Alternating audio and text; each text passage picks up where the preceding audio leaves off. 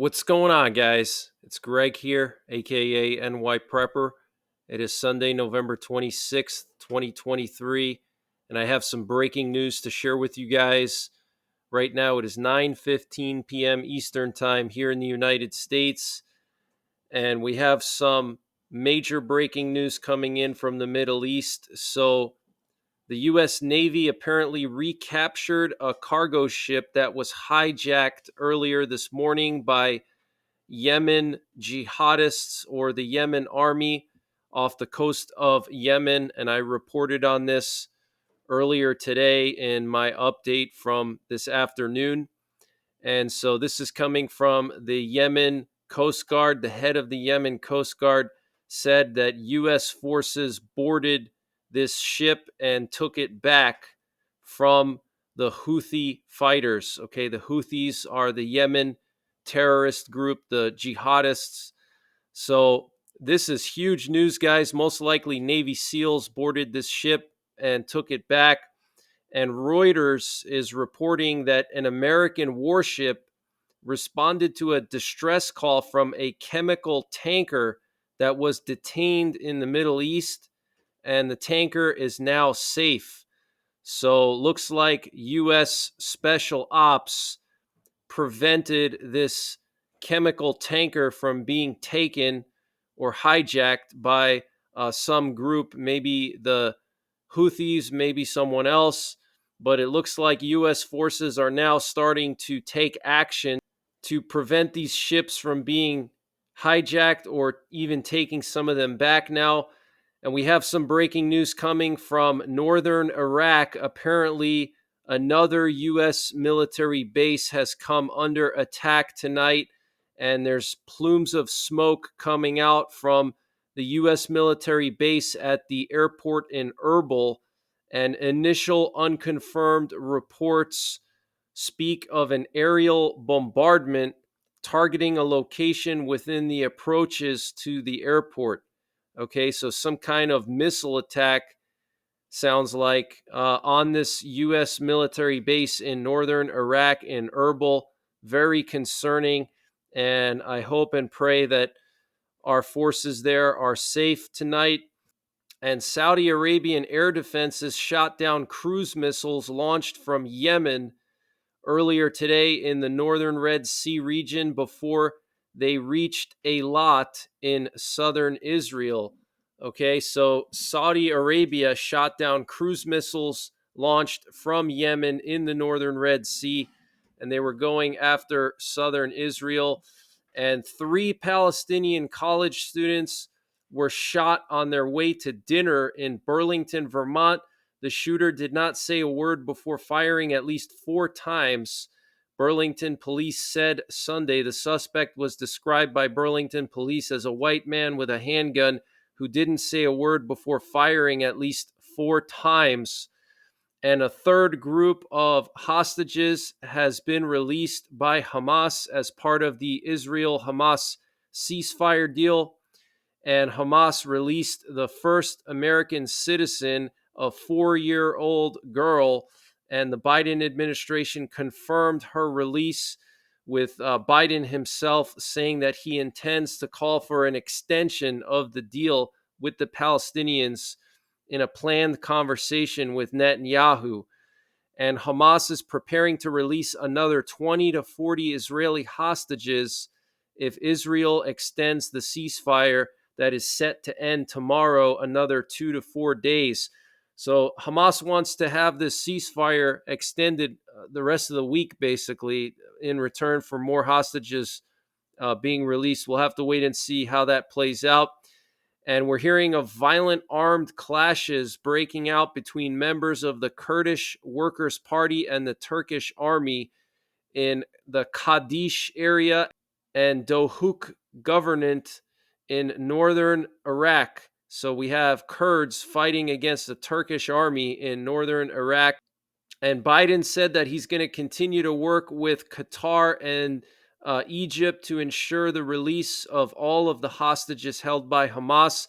And we do know that Qatar and Egypt are the main players in this hostage negotiation, this truce, this ceasefire deal between Israel and Hamas.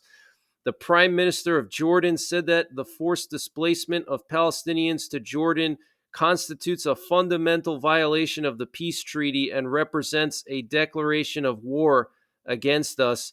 So Jordan reiterating again that they won't tolerate the movement of Palestinians from Gaza to Jordan. And Netanyahu said today that I spoke with President Biden and informed him that Israel will resume its operation with full force in Gaza at the end of the truce. And we have a very concerning situation brewing in South America. Venezuela wants to invade Guyana, and they want to take 70% of Guyana's territory, the Essequibo region of Guyana. There's a lot of oil there and a lot of gold. And Maduro, the communist president of Venezuela, wants to take all that land. And the Guyanese president, Irfan Ali, said in a speech to the Guyanese Defense Forces that he will seek to cooperate with foreign partners such as the United States to protect Guyana from invasion by Venezuela. So this is very, very concerning, guys. We could have a war breaking out in South America now.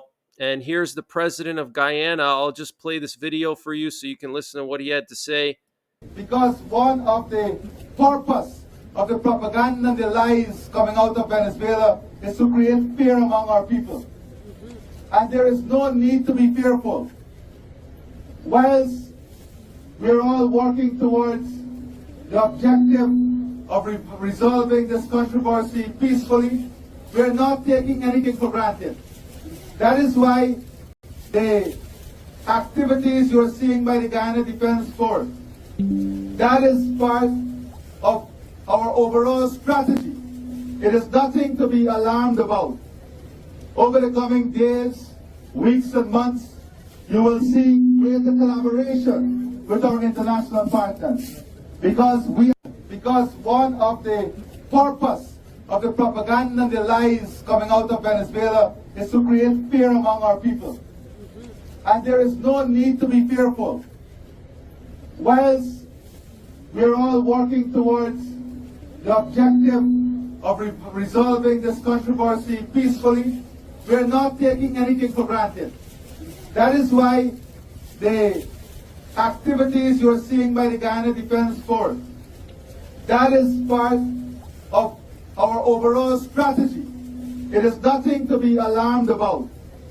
Over the coming days, weeks and months, you will see greater collaboration with our international partners because we are strengthening our defense cooperation and collaboration with the United States. All right, so he's basically saying they're going to try to resolve this situation peacefully, but he's summoning his military to cooperate with the U.S. to prevent Venezuela from conquering 70% of their land. And this update was sponsored by Patriot Supply. Guys, they have brought back their 25% discount on their 3-month emergency food supply. And to get the discount, you have to use the link preparewithNYPrepper.com. And the link is in the description below this video. And this 3-month emergency food supply has a 25-year shelf life, and it's all contained within 6 rugged, watertight buckets. So it doesn't take up a lot of space. Pretty much anyone can find the space in their home to fit 6 buckets, and it'll cover you for 3 months. And it's a variety of food, lunches, breakfasts, dinners, drinks, snacks, free shipping included, 25% off their normal price. Use the link preparewithNYPrepper.com to get the discount. They also have a 2-week emergency food supply, which is excellent for outdoorsmen or people who go vehicle camping. You don't have to worry about rotating anything. You don't have to worry about your preps going bad.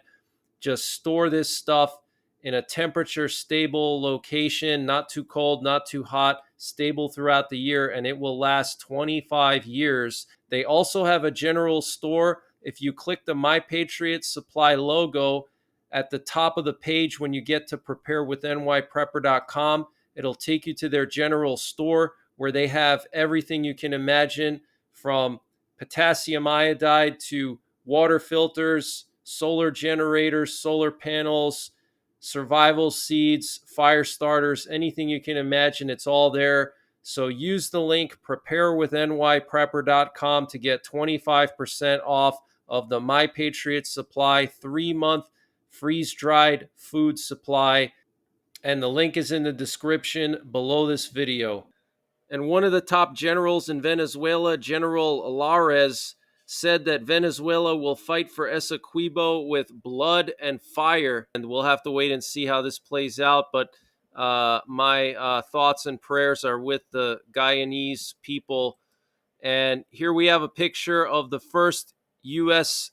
Abrams tank in Ukraine. It has that beautiful woodland camo. I think it looks much better than the sand color that they normally have.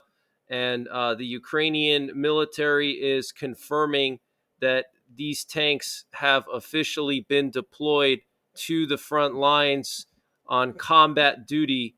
Okay, so very, very historic moment here. Okay, and we have a blizzard breaking out in Romania and Ukraine right now. What you're looking at here is radar showing this cyclone going over the Black Sea and whipping up a ton of snow over Ukraine and Romania. And I want to just show you guys some footage here. Look at these pictures. Just crazy power outages in Ukraine. Apparently 10 regions in Ukraine, including Odessa, Mykolaiv, and Kirovohrad, had power outages, including 386 settlements. Absolutely insane.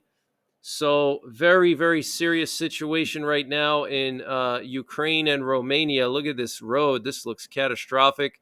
Here we have a car that got stuck somewhere. Here we have some pictures coming out of Romania. Look at these blizzard conditions in Romania. Romania usually doesn't get these kinds of conditions, especially down near the Black Sea. This was in Tulcea, which is right near the Black Sea. This is very unusual. Here's another picture coming out of Romania. And in Russia, there were explosions reported in Smolensk. Apparently, Russian air defense was engaging some kind of aerial threats. And one of Ukraine's top generals, Sergei Nayev, said in an interview with ABC News that the war in Ukraine could go beyond just the east and south if Russia continues to increase weapons production and improve technology. In other words, he's basically saying that Russia will try to push beyond the current front lines and go into central and even western Ukraine.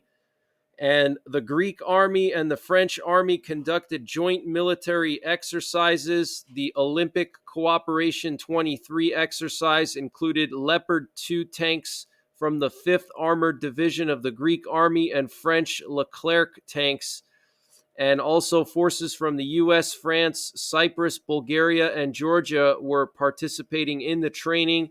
And there were observers from Saudi Arabia, the UAE, Egypt, Albania, Armenia, Jordan, India, and Romania. So let me just play a video here from these exercises.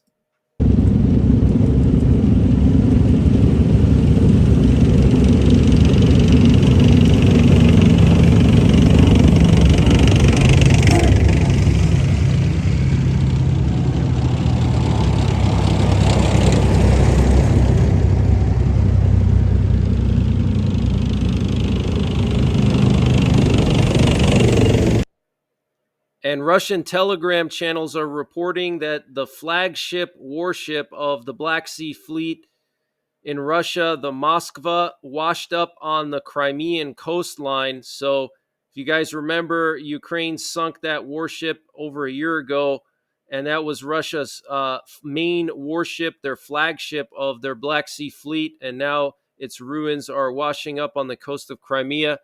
So that's the latest information that I have, guys. I will be back tomorrow with more breaking news. Until next time, take care, God bless, and don't forget the 3 Ps: prepare, practice, and persevere.